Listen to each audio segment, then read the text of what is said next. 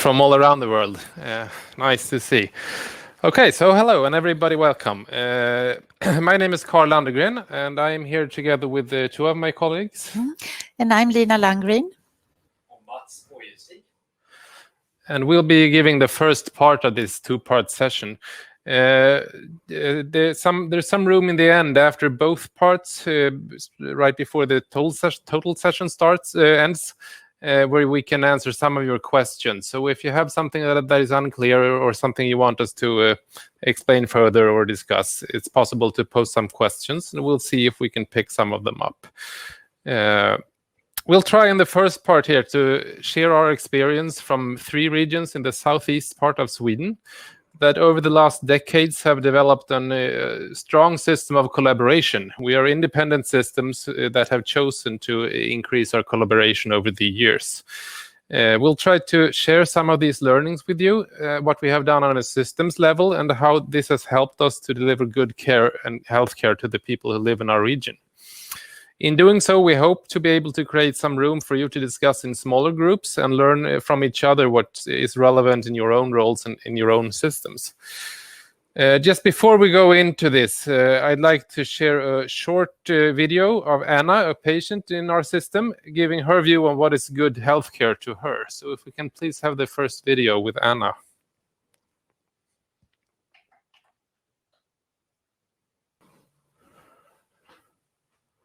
Probably, I guess we should skip. There's a second video in a while. I guess we should skip this. What Anna is trying to tell us here is the importance of patient-centeredness and how she, in different settings and in different needs of care, have to have a good trust and a good dialogue with the caregivers to get the care to receive the care in a manner that is suitable.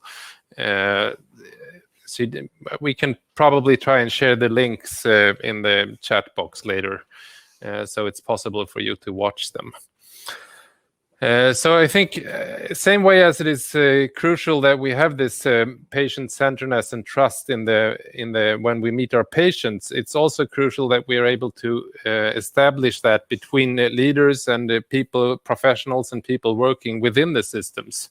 And that we can set up arenas for collaboration between leaders and organizations. The second clip we were going to show, I think we should skip this now because we're having this bit of trouble, was of a senior leader in our system, Florence, who is the director of psychiatry, of specialized psychiatric services in one of the 3 regions. And what she talks about is the journey from when you first meet people from different responsibilities, different organizations, how it does take time to build and evolve the trust and the platform for collaboration that is necessary in order to bring the results. And she's sharing her experience of doing that journey with one region and the local authorities in the social services. And this kind of good connection, good collaboration is, of course, crucial for patients with frail elderly, for example, or people with psychiatric diagnosis who often need service from different parts of society. So that was the second clip in words instead, and from me. So I'm sorry to say you missed Florence on that one, who would have said it even better, of course. Now, before we go a bit deeper into the collaboration system that we have built here, we'd like to give you the opportunity to meet some of the fellow participants in the session in smaller breakout rooms to discuss a little bit how these factors of trust and collaboration are essential in your roles and in your different systems. So take a short minute just to introduce yourselves. We'll try to use the same groups later if that is possible, and then share examples on how trust and collaboration is essential in your role and your system. Here, so if we could please divide into smaller breakout rooms for about 5 minutes, and then we'll come back here.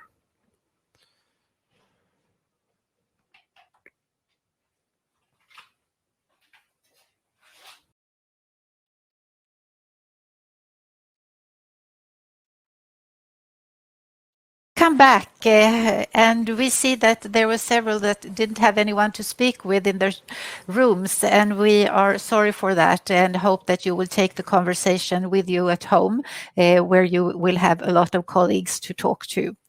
Our regions, that are three different ones, we are in the south part of Sweden, and together we have about 1 million inhabitants and about 30,000 employees. And the red ones are us. And what we think is significant for our work is that we have a lot of collaboration. We are very concerned about leadership and system design. So the three regions work together as one region in very many questions. We have special management teams for us, and we also have very important medical groups that works with different diseases together to maximize the medical results.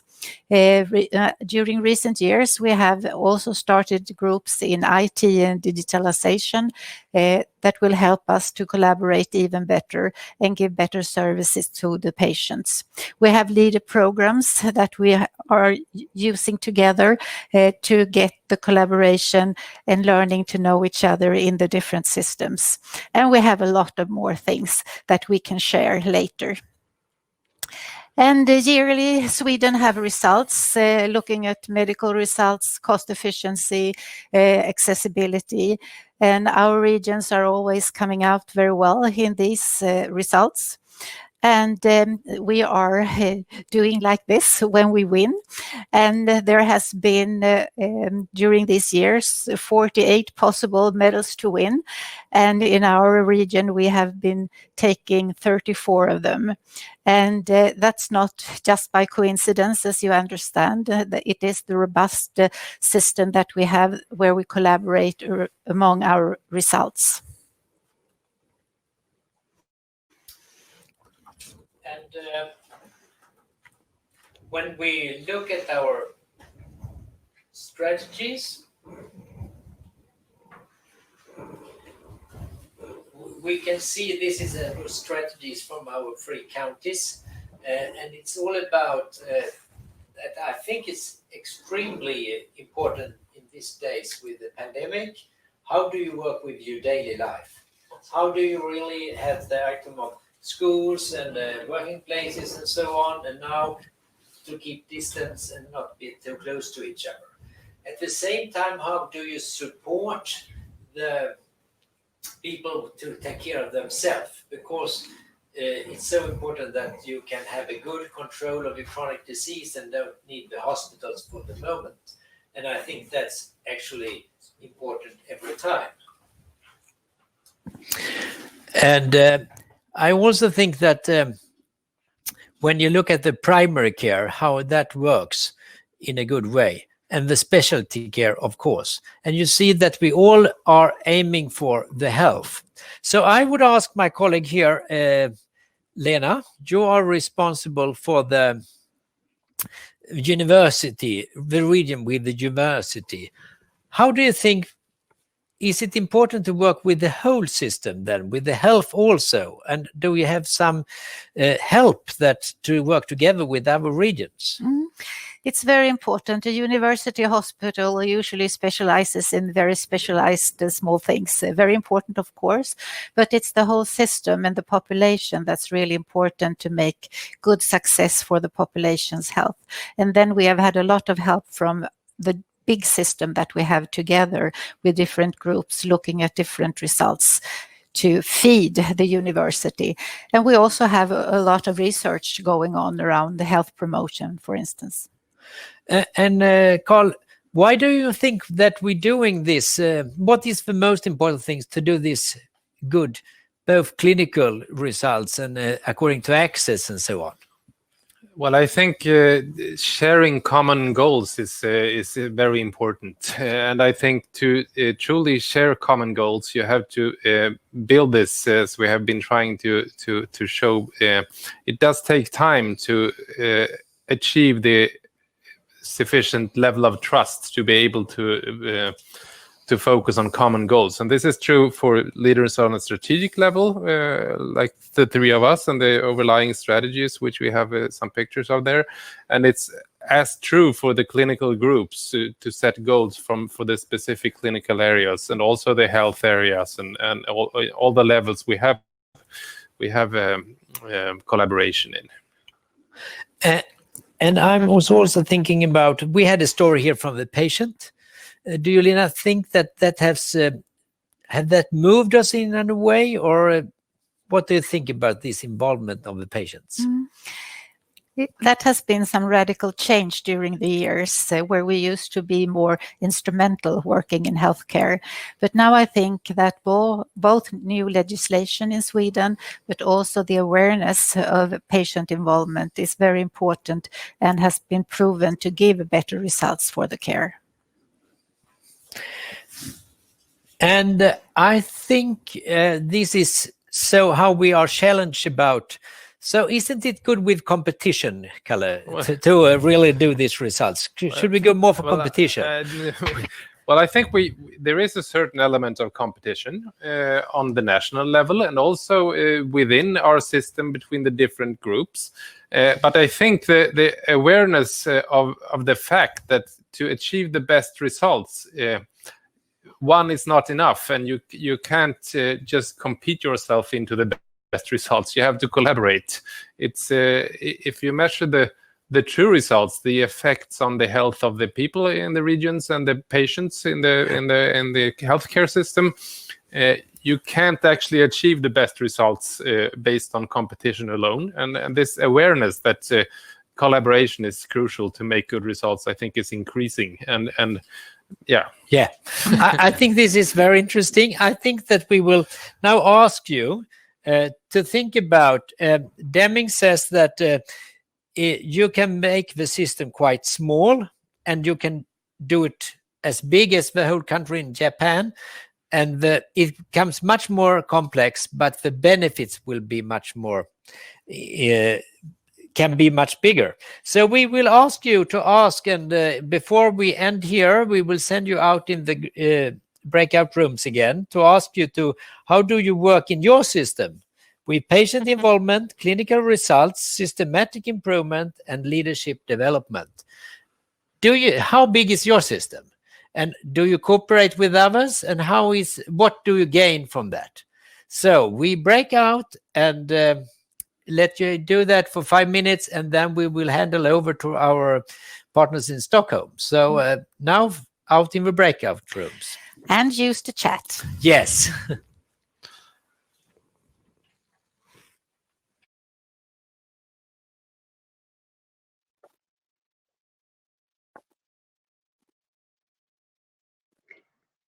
Okay, I think you are back. Welcome back, everybody, and welcome to this session, Energized and Prepared to Lead Transformational Change, Joint Leadership Program for Social and Healthcare Managers. My name is Marie Blom Niklasson, and I work as a Senior Advisor in Quality Improvement at a national level in Sweden, and also as a Program Leader for this leadership program. And my name is Sofia Kialt, and I'm also a Senior Advisor in Quality Improvement at a national level. In Sweden has a joint roadmap and vision to reform healthcare towards more local and integrated care. It is already an ongoing transformational change that includes both healthcare managed by the regions and social care managed by the municipalities. We are at a point where structures and systems of today need to change. It is a challenge for senior managers and leaders because it will affect their own leadership and their own organization. On every level, we have to take action, not only talk action. Everybody talk about that we need to have brave leaders who can take action for sustainable change. We think that you who are in this session are managers and leaders that experience these kind of expectations. But for real, what skills are we looking for? Please use the conversation box and mention 3 skills that you think are important for senior leaders to lead transformational change.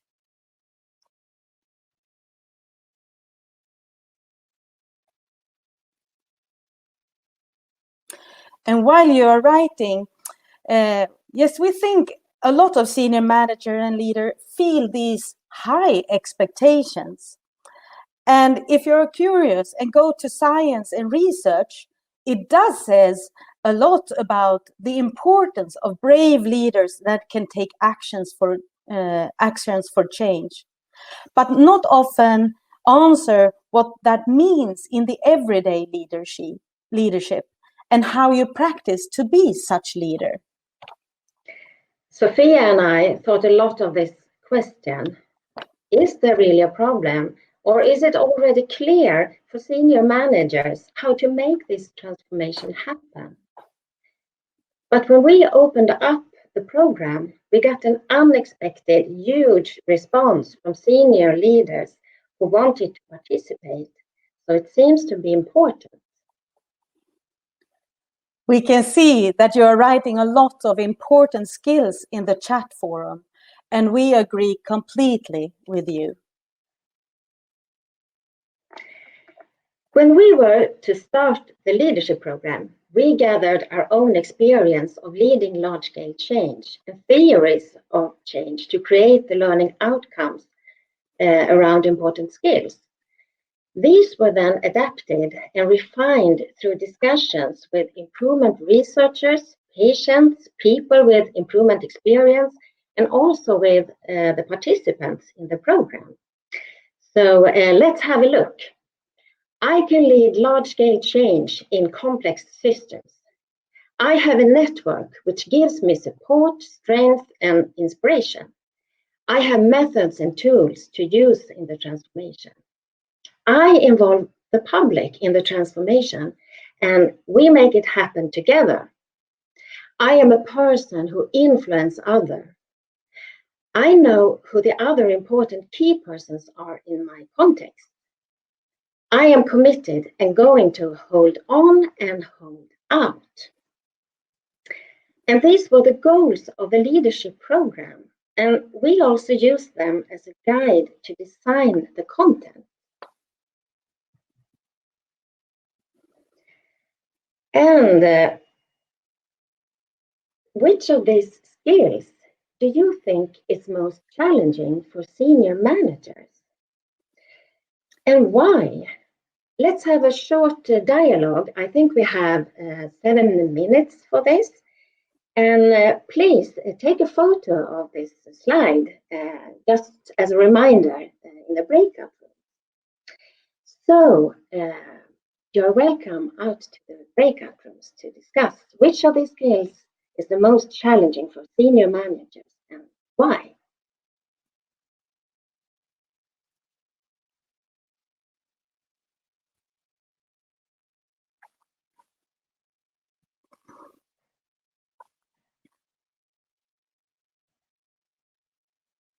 Okay, welcome back.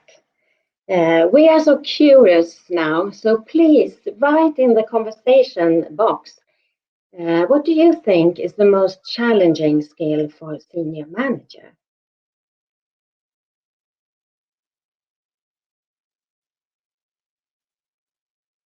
And while you are writing, I hope you had interesting dialogue in the breakout rooms. It seems like you have a good discussion with each other. Maybe you get some new friends here.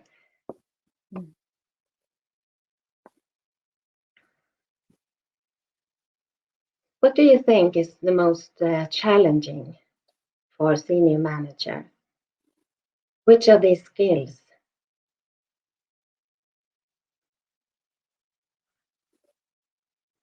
Co-production. Yeah. Okay. Yes, and it's interesting with this to follow through. It's a bit of this to hold out and hold on and hold out. And it is a challenge. Yes, it is. Mm. And also identifying key persons. It's not always that easy. And co-production, sustainability, yes. Yes. Okay, interesting, thank you. In the program, the participants made a self-assessment on their skills at each seminar. What most of them rated lowest was, I involve the public in the transformation. And the highest was, I am a person who influences others. What was interesting was that when we have talked about what an influencer really are, they rated themselves much lower. So the participants didn't have a straight learning curve. Their self-assessment moved both up and down during the program. But the most important result is that the senior manager in the program talks about that they are energized and prepared to lead transformation in new ways.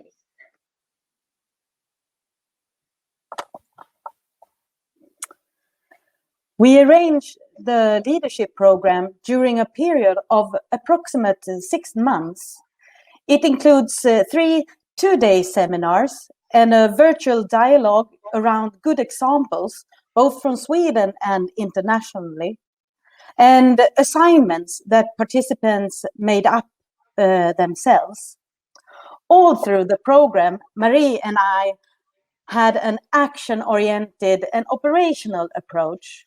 We think the existing way of work and the working culture too much center around plans, strategies, and then revised plans and new plans.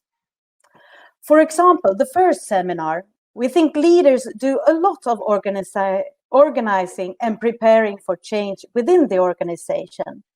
But is this way really adopted for transformational change? You need to involve people outside your own organization and have a deep and thought-through process for reaching a shared vision and a shared sense of urgency for change. This is action that senior managers can do. And then you need to have a clear understanding of the true needs of patients and public.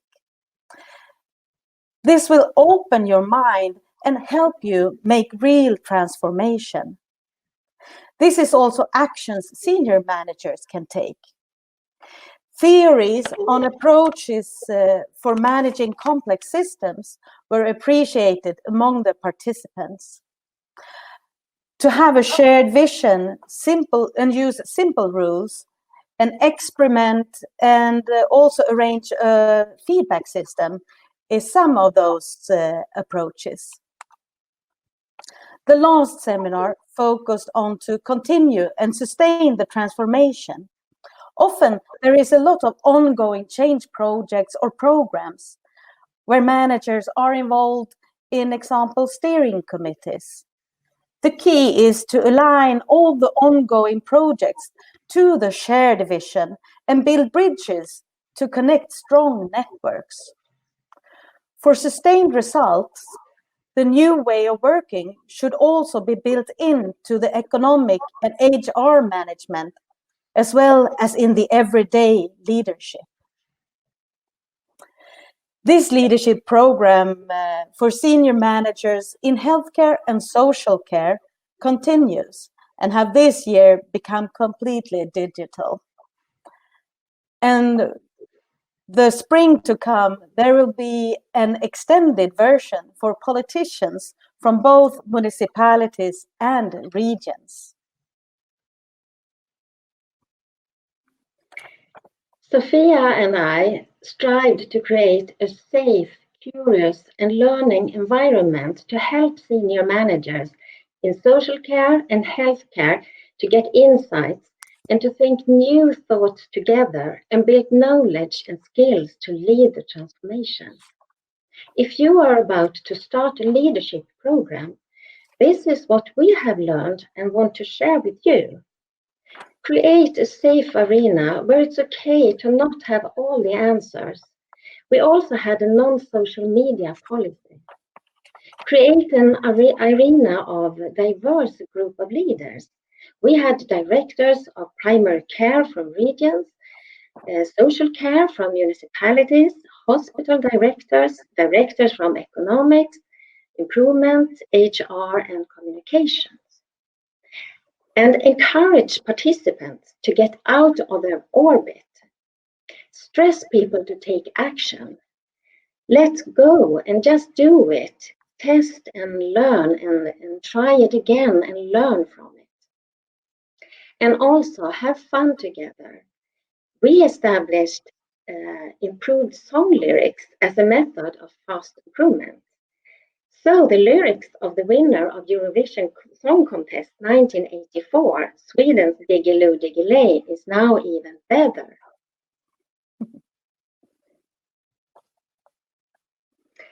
So, energized and prepared to lead transformational change. Brave leaders that take action for sustainable change. We think it's you. Is it? Is it you? Are you brave and prepared? And so we can't see you now, but if you put on your cameras, make like this.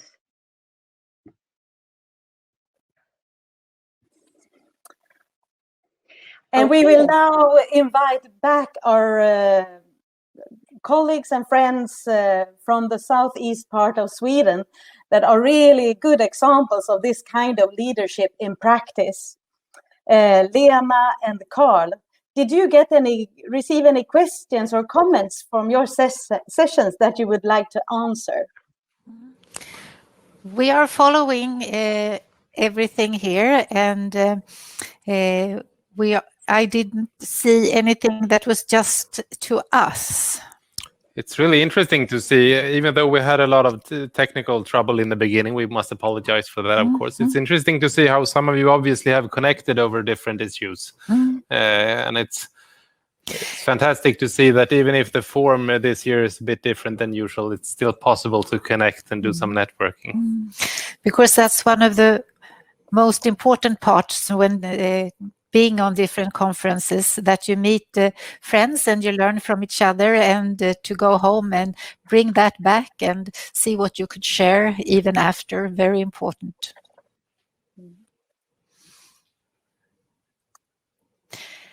And I think it's very good to hear that this leadership program also will be a part for our politicians, that they are brave enough to say yes for that kind of development. We could see in the comments that a lot of you thought about this, to hold on and hold out, and to build it into the ordinary system of leadership. And Carl and Lena, you are doing that in a very good way. You have a shared vision, but you also putting those results for medical results into your leadership and management. Will you maybe elaborate that a bit and explain and describe how you do it in your everyday life? Well, we have help from our different systems where we could follow the results, and then we also give them to each other, sharing openly, and that's also in our medical groups. And then we ask for the results in the different groups. And it's not always harmony in the beginning. I remember some of those groups, when they started, everyone was very angry and felt very, very threatened. But after a while, when you start working and sharing, they are getting so good, these groups, and that they are working and don't need any other leadership more than their own. I think also time is important. It takes a while to build the kind of trust that we tried to explain before, and because you have to come beneath the numbers and the results. You have to see the processes beneath, and you have to discuss what does actually make and build the results. And to be able to do that in a not only competitive manner, you need to invest the time, and that's where the holdout part comes in, I guess, that Marie and Sophia have been talking about so much. And also leaving the negotiation about money for everything, show the books openly. Everyone can see what are the costs. We share them. That's a very good way for collaboration instead of using a lot of time to discuss how much money things cost. Okay. Any more questions Or comments? or comments? Yeah.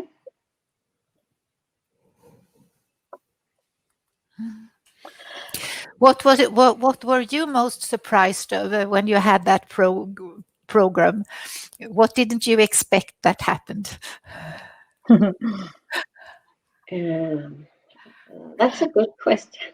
Yeah, I think the most surprising was that they didn't say that they had so many forums that they could talk honestly with, and also to have a forum where you can say, I really don't know the answer of this question. I know it's important. I want to do something, but I really don't know how or what.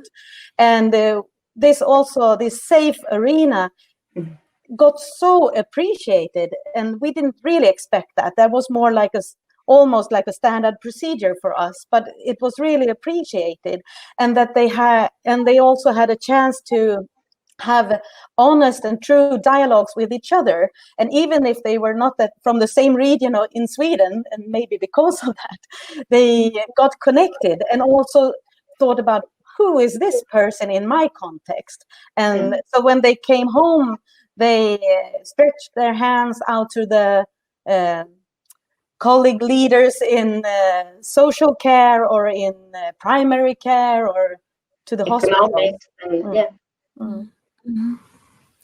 And I think what you're talking about, these arenas, they are so important. And the work that we have been doing for a long time between the regions, we also tried to make that a way with our municipalities.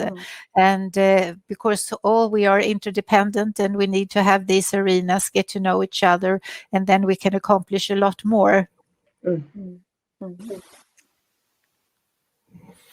Okay, I guess we cut some time off this because we had to skip a few parts in the beginning. If anybody has any further questions for either of us, you're of course welcome to take contact, and we can discuss further and try to learn together as much as possible. We're looking forward to that. Yeah. Okay. Yes. Thank you so much. Yeah, thank you so much for joining. Bye-bye. Bye. Bye. Bye.